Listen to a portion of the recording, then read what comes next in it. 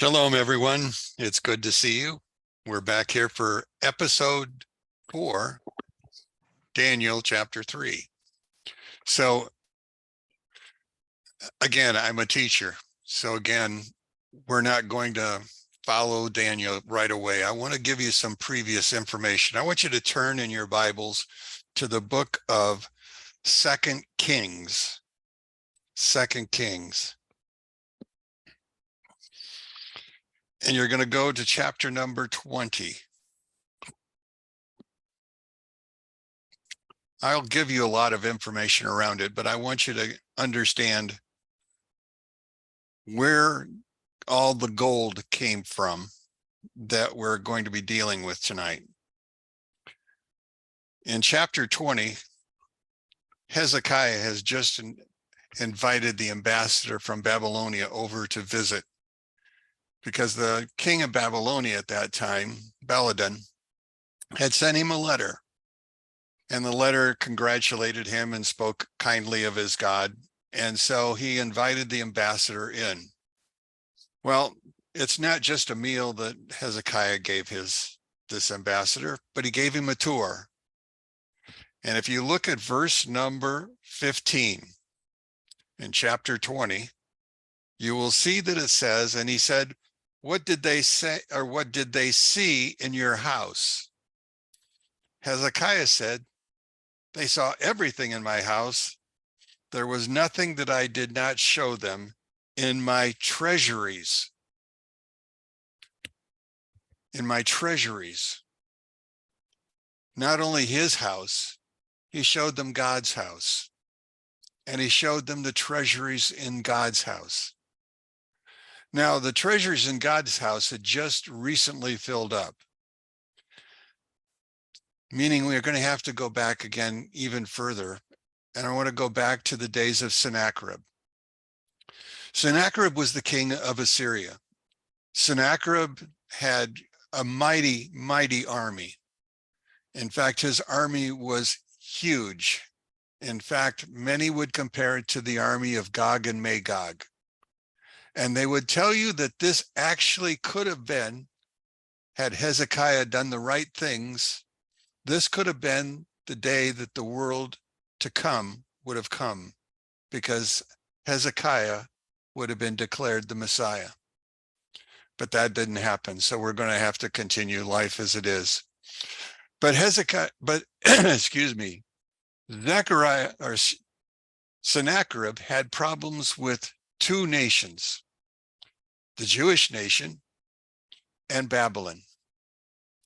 Baladan and the Chaldeans had fought continuous wars with the Assyrians. The Assyrians have even destroyed many of the cities, but it still didn't help. The Babylonians and the Chaldeans continued to fight. In fact, they enlisted Israel into the fight, and Israel quit paying tribute. Sennacherib, when we see him in the book of Kings, this is his second siege on the city of Jerusalem. He had sieged the city approximately 14 years earlier, at which time he took all the gold that was in the temple, or in Hezekiah's palace, and they even took the gold off the doors of the temple in order to meet his demands for a tariff. And that would continue every year until finally he said enough was enough, and that's when he decided to join the rebellion. At that point, Sennacherib gathered his army to attack. Now, I've only found one place in my readings that I can actually say gave me some understanding of how large an army he actually had. Now, we'll know that at the end, 285,000 Assyrian soldiers will die. But he had more than the Assyrian army. He had the armies of Media Persia. He had all of the armies to the north of him, all the way through Turkey. The size of his army, according to one story, was 45,000 princes on gold and silver chariots, 80,000 knights, 60,000 swordsmen, 2,500,000 cavalry troops, and foot soldiers. Can you imagine the size of his army? He took his army into Israel, and he began through Judah because the northern kingdom had already been demolished. There was no longer a northern kingdom, and the people in the north had already been banished. He began to annihilate all the cities surrounding Jerusalem. The last city that he would take would be the city of Lachish, and then he would come to Jerusalem. During that time, he would slaughter hundreds of thousands of people. He took 200,000 into captivity, according to the records. He was not a nice man. After finishing at Lachish, he brought his army down to Israel, or to Jerusalem, and he set them on three sides of the city, and they began to prepare the siege of the city. But he wasn't satisfied with just sieging the city this time. He wanted to destroy it. That was his goal. Well, the same period of time, Hezekiah, remember the story? Hezekiah was visited by Isaiah. Remember, Isaiah came to him because of the fact that, well, he refused to marry. He understood that if he married, his son would become the most evil king in the kingdom, or its ever history. So he refused to get married, in which Isaiah told him, you have 3 days and then you will die. So according to the story, he turns his face to the wall, and you can remember this in Isaiah 37, turned his face to the wall and began to pray. When he finished his prayers, the city is under siege. He's laying in his deathbed, and we begin to find a series of miracles that are going to happen. Hezekiah agrees to marry, and he'll end up marrying Isaiah's daughter. At the same point in time as he is healed, we find that there is a prophecy made in Isaiah 37 regarding the siege that's on the outside, in which God will tell him, not one bow shot will come against this city. Not one soldier will touch the walls. Well, that night, strange, lo and behold, a plague entered into the camp of the Assyrians. Some say it was a plague of infested mice and rats. Others simply say it was simply the hand of God and the angel of death that passed over the camp. But understand, only 285,000 Assyrians died, not the entire army of several million. That army simply dispersed and all went home. Sennacherib went home, and he began to plot the next invasion of Jerusalem, because he was going to destroy that city. So he went into his temple. The temple is called Nisroch, and he was there before his god, whose god's name was Nesser. Well, the word Nesser means a beam. The god he was going before was part of the ark that Noah used to go across the seas. And it had now ended up in his place, and it became a shrine in which it became a god.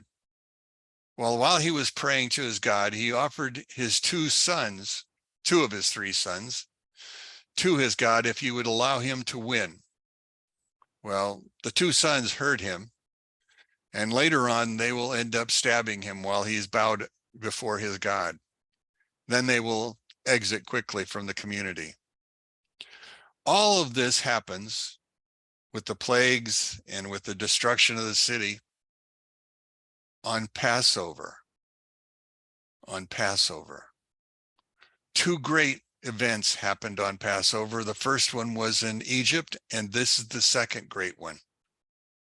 Now, after all of this is said and done, the whole miracle had reached the ears of our king from Babylonia. And one of the things that happened in that discussions was a letter was sent.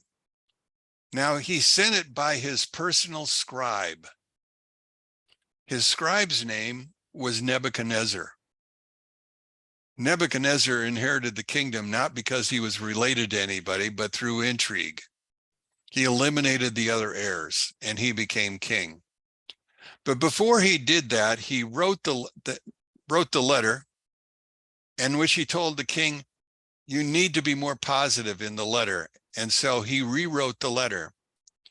God found favor in Nebuchadnezzar from that writing. And so Nebuchadnezzar will eventually become the king. So now we have the story of Nebuchadnezzar, but we also have the Sennacherib story. Remember, the treasuries were emptied by Sennacherib during the first. Now, how did he refill all those treasuries in such a short period of time? Well, the answer was Sennacherib's men left everything and went home. The booty in the city became unbelievable. Now, this is on top of what was already going on in Israel, because you see, in Israel at that time, it was considered the golden age. Why was it the golden age if they're under persecution? Because Hezekiah made every man, woman, and child to learn the Torah, to learn the 613 laws. In fact, they became so enthusiastic over learning the 613 laws, many of them barely made an income because they chose to study instead of work, and only worked when they needed the money in order to supply food for their house. Imagine that. So now we find that the city is now filled with gold. Nebuchadnezzar now comes and raids the city, and he besieges the city, but he does not destroy the city with that first attack. You see, Nebuchadnezzar was afraid of God. In fact, he wouldn't even go on this first invasion. He sent his generals, and he went to Turkey to gather more land. So when they arrived, there was an agreement made with Jehoiakim, who is now king. And Jehoiakim gave them gold and silver and 10,000 of their brightest. And that was Daniel's group. Now we've gone through the period in time that we're talking about. We've gone through the idea of the idol, or at least gone through the statue, the image. Now here in this next chapter, we're going to find out some other interesting things. And again, it's not complete. There's things that are kind of missing, but we'll get into that as we go along. So I want you to turn to Daniel, and I want you to look at chapter 3. And we will stop at the end of the first verse because we need to understand something else geographically. First off, it says, the king Nebuchadnezzar made a statue of gold. Its height was 60 cubits, which would be about 90 feet. Its width would be 6 cubits, or about 9 feet. So imagine this structure, 90 feet tall and only 9 feet wide. Problem: the statue is not stationary, not safe, because you remember, where are they? They're on sand. They're in the valley. And so what will have to happen is that they're going to have to use a platform underneath it. Well, we know that the entire statue is gold. So the next question comes, what's the platform going to look like? And for Nebuchadnezzar, his idol only needed one thing: more gold. So what was it built with? All the gold that he had brought back from the invasion with Jehoiakim. That became the gold used for the platform. Now, it also goes on to say at this point, he stood it in the plain of Dura. Well, the word Dura means plain, but Dura is also another location that should give us some information, because you see, it goes back to the book of Genesis. The Tower of Babel was built in the plain of Dura. So what we're looking at then is a object that is built in a place near where the Tower of Babel stood. So we're getting some context for where this is all happening. Before we go,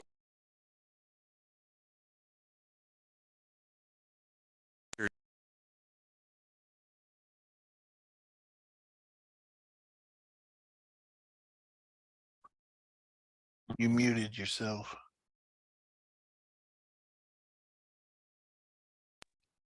there I go. Thank you. Chapter 37, I want you to look at verse 1. The hand of Hashem was upon me. It took me out by my spirit of Hashem and set me down in the midst of the valley. According to the rabbis and the sages, the valley that he put him down into was Dura. We're going to have two events going on simultaneously in that same valley. We're going to have the event that's occurring with the statue, and we'll have the event that's occurring with Ezekiel. Both will happen at the same time. Both will happen at the same time. Now, back to our story. Verse 2. Then the king Nebuchadnezzar assembled, and there's a list of all of the different offices, and my Bible doesn't it creates its own list of names because nobody really knows some of the names that are there. They were officials, and they all came to the dedication of the statue or the dedication of the image. It's called a statue here. Some places it's going to be called an image. Well, what's the difference between a statue and an image? What's the difference? Scholars say that a statue is just simply that. It would be like going to New York and seeing the Statue of Liberty. It's a statue. Others will tell you, no, it's an image.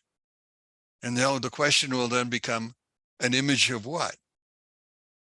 Was it going to be an image that was a being, a male, 90 feet tall?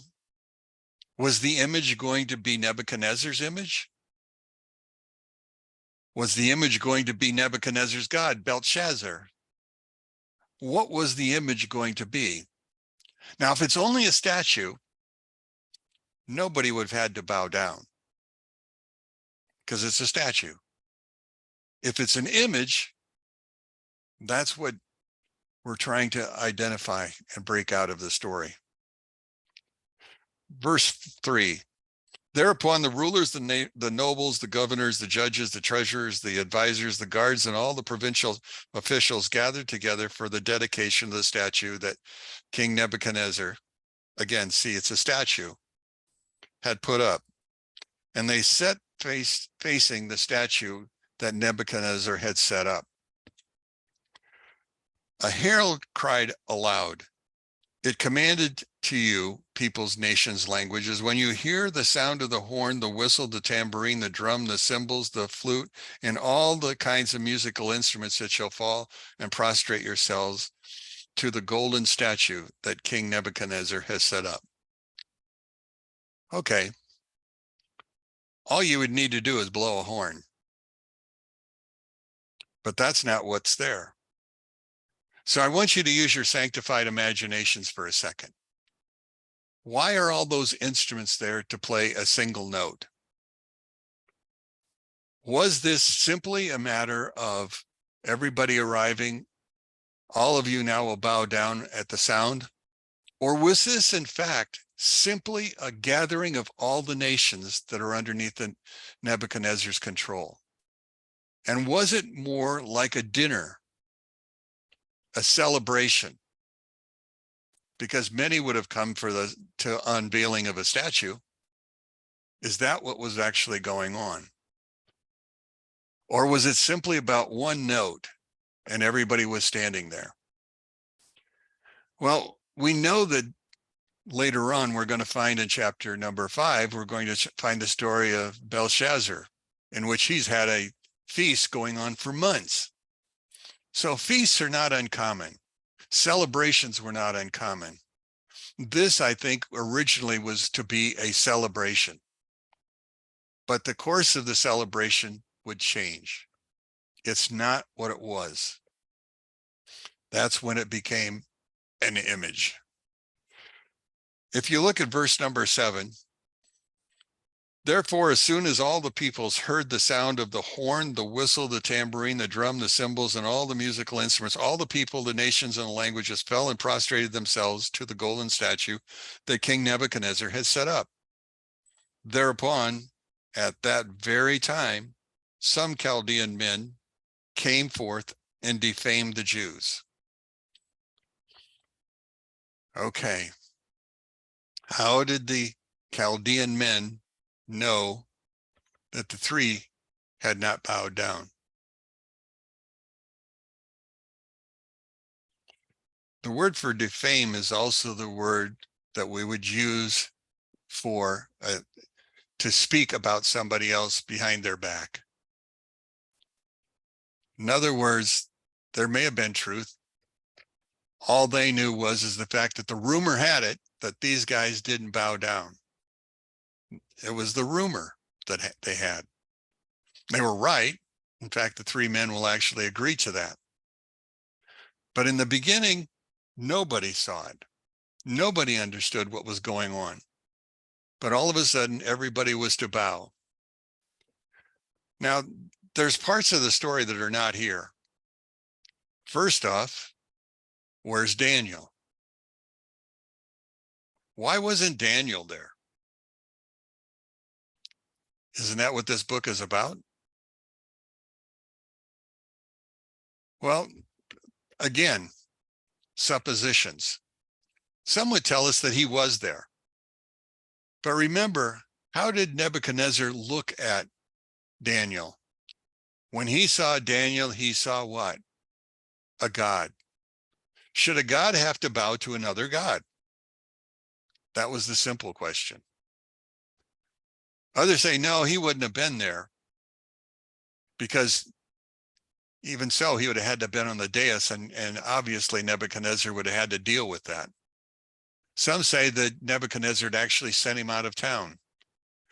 Different places all around. Nobody knows for certain where it was that he actually went to. Some said it was Tiberias along the Sea of Galilee, that he was organizing some sort of water and doing those kinds of things. And that later, that's where Shadrach, Meshach, and Abednego, our three Jews, will end up.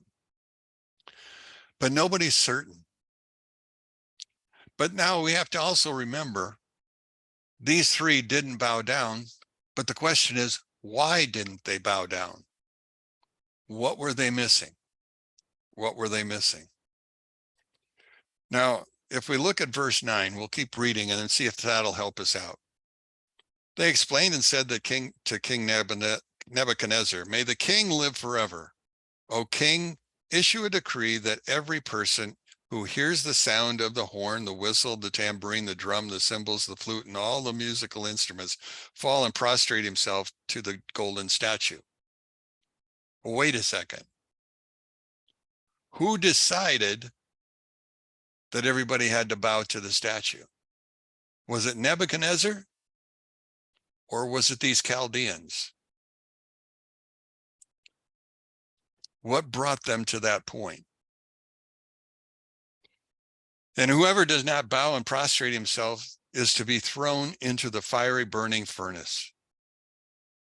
There are Jewish men whom you have appointed over the affairs of the province of Babylon, Shadrach, Meshach, and Abednego. These men have not accepted your decree upon themselves.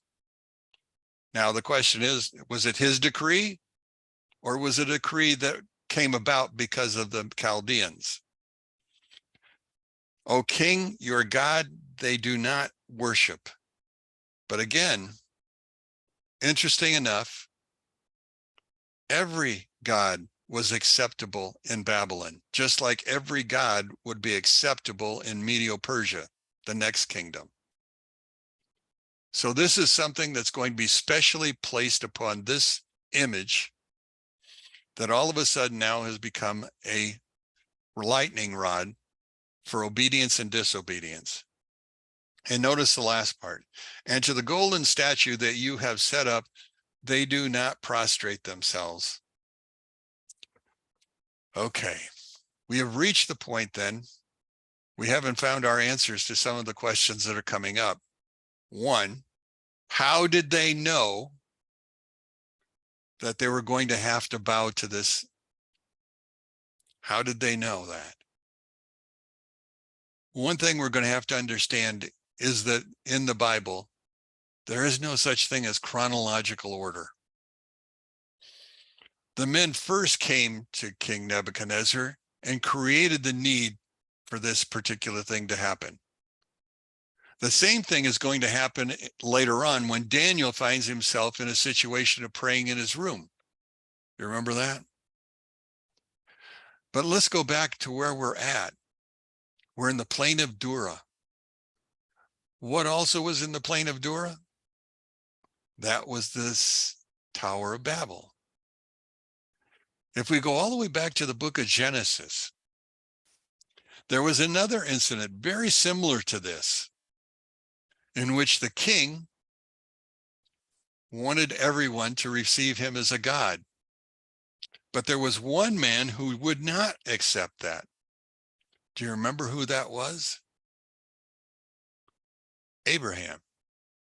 Abraham refused to bow to the god of Nimrod. Time out. What was the punishment that was given to Abraham at that point in time? What was his punishment? The fiery furnace. The fiery furnace. Are we reliving a story that's already happened? Is that where we're going with this? Now think about this for a second. We now have 3 Hebrew kids who understand that there's going to be this move. How are they going to deal with that? What are they going to do? Well, the first thing that they do, since they're not prophets, they go to their teacher, for lack of a better word. Who was their teacher? Daniel. And Daniel tells them what? Go find Ezekiel. So the 3 march off out into the river area along the deltas, and they find Elijah or Ezekiel. And at that point in time, what happens next? Ezekiel, we need help. This is what's going to happen. What should we do? What should we do? Ezekiel hears their story. He walks into a corner and he begins to pray. He comes back to them and says, it's up to you, but if I were you, I would run. I wouldn't stay. And if you do stay and you do get caught, God will not protect you. So it's not like the Abraham story, but it will be, because God simply said that, but that was not what he would intend to do, because we know he changed his mind. But there's something else that's going on here. They return to their house and they're still with the same dilemma. Should we or shouldn't we? What are we going to do? Well, it's at that point in time that they decide we're not going to bow. What inspired them not to bow, knowing that they're going to be put into a fiery furnace? The answer? Exodus chapter 7. The plague of the frogs. Do you remember the plague of the frogs? The frogs came out of the water and they filled the land everywhere, including the furnaces, including the fire. God put them through the fire. Why should we be any different? And so the 3 went to this meeting with the resolve, whether God saves us or not, makes no difference. We, like the frogs, will behave according to God. That will be our point. And so they begin to think about it from an entirely different perspective. Now look what's going on. We're all gathered here. We've resolved that we're not going to bow down. They've resolved that there's going to be punishment for the Jews. Well, why did they want those Jews punished? Well, remind yourself, they took positions in Babylon. The Chaldeans were out positions because these three were given special privileges that they shouldn't have been given. At least that's what they thought. So we begin to see our story change a little bit. Let's go on down a little bit further. Go down to 16. We'll skip some. You already know what's going to happen. Nebuchadnezzar's going to get mad. He's going to give them one more chance. They're going to say no. And in verse 16, Shadrach, Meshach, and Abednego responded and said to the king, Nebuchadnezzar, we are not worried about replying to you about this matter. Behold, our God, whom we worship, is able to save us. He will rescue us from the fire, the burning furnace, and from your hand, O king. But if he does not, let it be known to you, O king, that we do not worship your God, and to the golden statue that you have set up, we shall not prostrate ourselves. They've already determined that they're not going to bow down to this image that he's created for them. And whether God chooses to save them or not is beside the point. Now, the furnace was used to destroy the enemies of the Babylonians and in the days of Nimrod. Why did they choose that? Well, first off, there were plenty of kilns because all their buildings were made from the brick that they created out of the ground. Plus the fact that if you're a rebellious person, there is no burial for you. There is no ashes. There's nothing left over. You become part of the furnace. And that's the end of it. No stories, no history, nothing. It's just done. But in spite that, we plan to do what God has wanted us to do. We will not worship you. We will only worship him. Again, Nebuchadnezzar's angry, more angry than he was before. Nebuchadnezzar was filled with fury, and from the form of his face became contorted as Shadrach, Meshach, and Abednego. He exclaimed and commanded that his men to heat the furnace to 7 times more than it normally heated. Well, then they commanded strong men of guards to go with them, take them up to the top of the hill, up to the top. Because you see, the furnace itself was out of the ground. There was the bottom where the bricks were kilned and they could take it out. But at the top where it was inserted, that's the place where they were thrown in. Now, Nebuchadnezzar must have been sitting somewhere where he could see some of what was going on. We're not sure how that looked, but we know that he actually saw something, or at least he said he saw something. So as he gets to the top with these strong guards, what happened to the guards? The guards fainted or died from heat exhaustion, and the 3 stumbled into the fiery furnace. But they didn't die when they went into the furnace, because we say that they found themselves in there with a 4th man. God intended to save them. Now the question was, how was he going to save them? Well, God has angels. Angels have specific jobs. One angel's job was to be in charge of hail, sleet, ice. He suggested that he be sent down and then he would just simply cool off the furnace. But there was another angel who was in charge of fire. That angel said, why should we do that? That takes away from the miracle. Let me go down. I will cool the inside of the furnace, but I will heat the outside. Even hotter than it already was. And it was 7 times hotter than necessary. And so that's what happened. Oh, by the way, that angel's name was Gabriel. Gabriel was the angel. So Gabriel goes down into the furnace and he walks with them within the furnace. Now, as they're walking around in the furnace, what's going on the outside is it's becoming hotter and hotter. According to the Midrashic writings, even Nebuchadnezzar is burned by the heat of that fire. He will now display scars after it's all said and done. The apparent change will not be inside the furnace, it'll be outside. When it's all said and done, according to this, 4 nations actually are destroyed. Well, actually not 4 nations, but the leaders from 4 of those nations are destroyed along with it. The fire is so hot that is burning them in and on the outside of the fire, not just what's going on inside.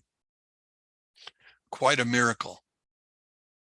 Now, at the same point in time, while this is all going on, something else begins to happen. You see, a wind begins to blow.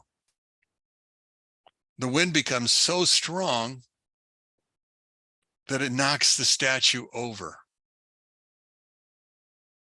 90 feet tall, 9 feet wide, with a huge platform underneath it, but the wind was strong enough to knock it over. And then the question comes, why did the wind knock it over?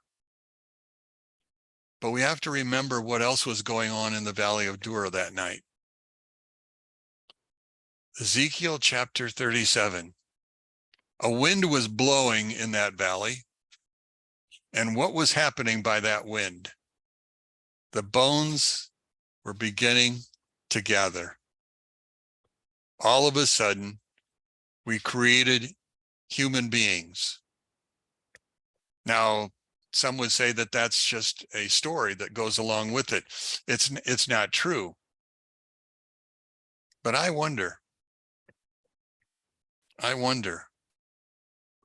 Remember, Ezekiel went there by a dream, a vision. In fact, it grabbed us by the hair and pulled him there.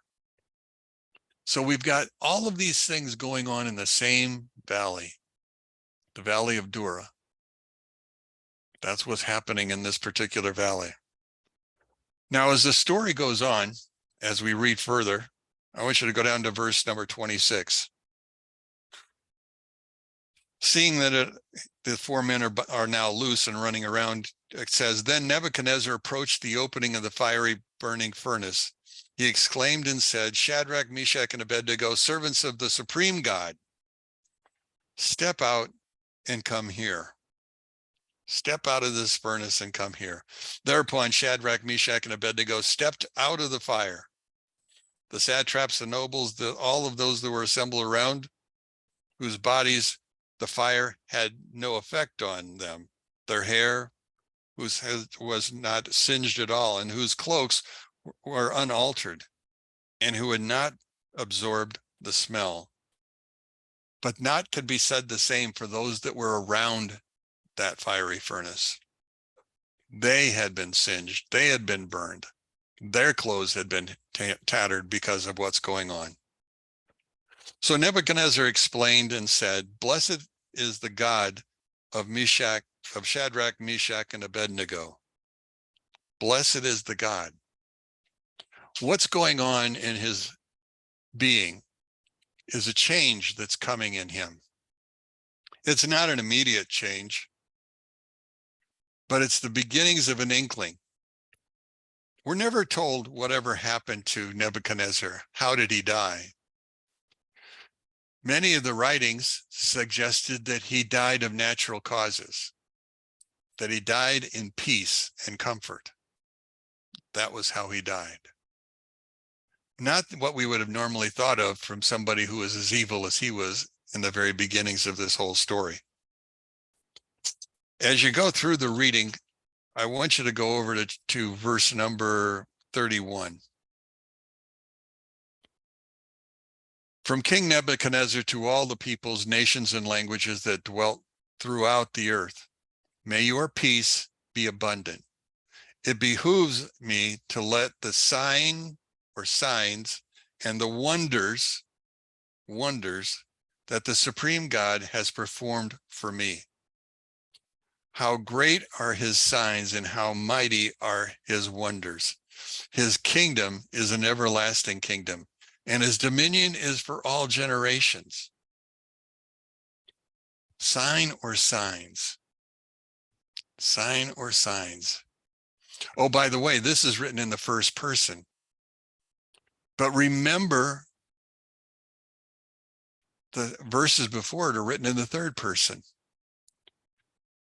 You see, there's going to be a change, and according to the rabbis and the sages, the commentators, this should really be attached to chapter 4, because this is what was the result of the signs that are going to be given. But understand, first off, the 3 did not die in the furnace. They were protected.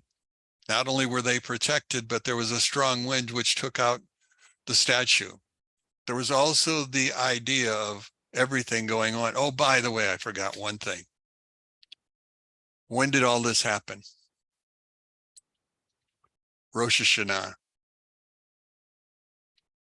This happened on Tishri 1. When did Ezekiel 37 supposedly occur? Rosh Hashanah, Tishri 1. The events of Ezekiel and the events of Daniel, because Daniel and Ezekiel were both taken at the same time by Nebuchadnezzar's men. Daniel was put into the capital city, while Ezekiel had to live down along the river, which we talked about in going along with Psalm 137. God is in control of all things. Nothing is outside his hand. Nebuchadnezzar thought that he was invincible because God was in heaven and he was on earth. How many people think they can get away with whatever they want to get away with because God isn't here? He's only in heaven. That's the story that the Jewish people would like you to understand. God is not just in heaven. God is everywhere. I think I gave you enough to think about. Pretty sure I did. So I'm going to let it go at that. We've gone 45 minutes. Does anybody have any thoughts? I know Mike's reading my commentary, Ezekiel or Daniel, which I have got. That was the first commentary that I ever got. It came by way of Art Scroll. In fact, that's the first Art Scroll book commentary that Art Scroll made. He made it originally for Jewish people who didn't know their culture and heritage. What he's found out, or what Art Scroll has found out, is more Gentiles have read their books, than Jews. We're more curious, I guess. But anyway, it's a very good book. And like I said, much of what I taught came from there. The rest of it that I'm teaching you came from this. This is called the Sanhedrin. This is one of the books of the Talmud. If you go to section 94b, you'll find the story in here. It won't be that easy to find because it's broken up into sections. The Talmud is not meant to be read by everybody. In fact, the first book I got regarding the Talmud to help me learn is called Swimming in the Sea of the Talmud. In other words, if you can swim in the sea, you don't drown. But it's a long swim. So anyway, but it's from the Talmud, and it's Talmud 94b. And there's 2 pages of 94b. It's really the second 94b, page 2, that you're going to find most of what I've been talking about. Okay. I keep saying I'm done. I'm done. Anybody have any thoughts? Questions? Yeah, Yeah, I read the lesson that you sent for Daniel. Oops, dropped my iPad. that's okay. And somehow it talked in there about angels having no free will, no evil inclination. Yet I'm remembering the story that I heard about some angels saying, excuse me, all these people that you created are a pitiful mess. Why did you make them? We could do better. So they went down to earth and they tried to do better. In my world, that sounds like free will, and it sounds like evil inclination. So I don't understand. Well, welcome to the club. The best I can tell you is Bobby probably has a better answer because he's your brother and he's been telling you all the right answers for all your life. But anyway, this is what I'm understanding. The angels, when they were in heaven, expressed their opinion. When they came down, according to, first off, angels don't have bodies. Angelic beings are made of an entirely different element than that. They're made of energy. There are different kinds of energy, 10 different kinds if you follow the Jews, but they're made out of energy. In order for the angels to come down, the angels have to change and put on physical form. They have to go from what we would call the world of formation. What am I thinking? This world of formation. Okay, I can get it in English, can't think of it. Maria. Thank you. So anyway, they go from the world of formation to Asya. In that transfer, they then pick up human form. What did God do when he gave them their human form? He gave them also all the physical characteristics, good and evil. What happens with any creature that has to deal with good and evil? Not many choices. God will use every angel in some certain way. When we get to talking about one angel for every blade of grass, that angel is to cause the blade of grass to grow. One angel for every planet and star. Imagine how many that is.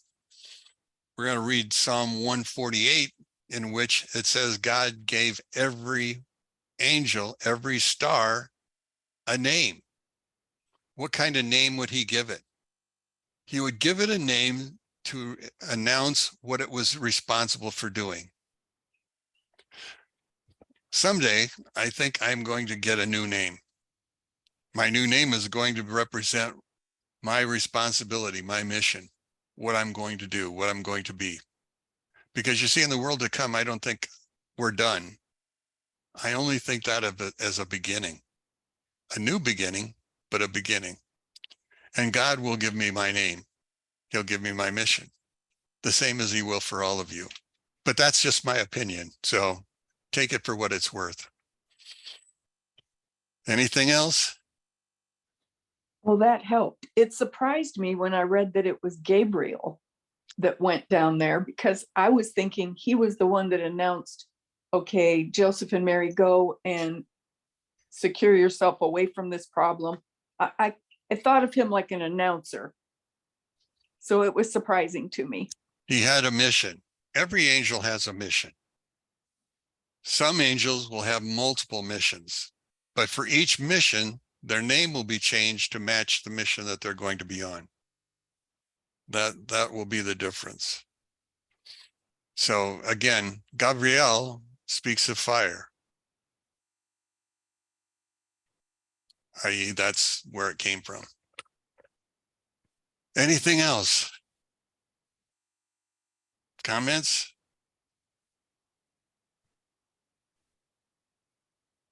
I'm glad you were with me tonight. Hopefully you'll be with me next week when we go through trees and we'll get a biology lesson. And well, not really, but I just thought I'd say that. We'll learn a little bit about the tree that he's going to be under. We're also going to learn about the psychology which put him under the tree. So if you will, I hope to see you next time. Shalom, Laila Tov. Woo, thank you. Yep.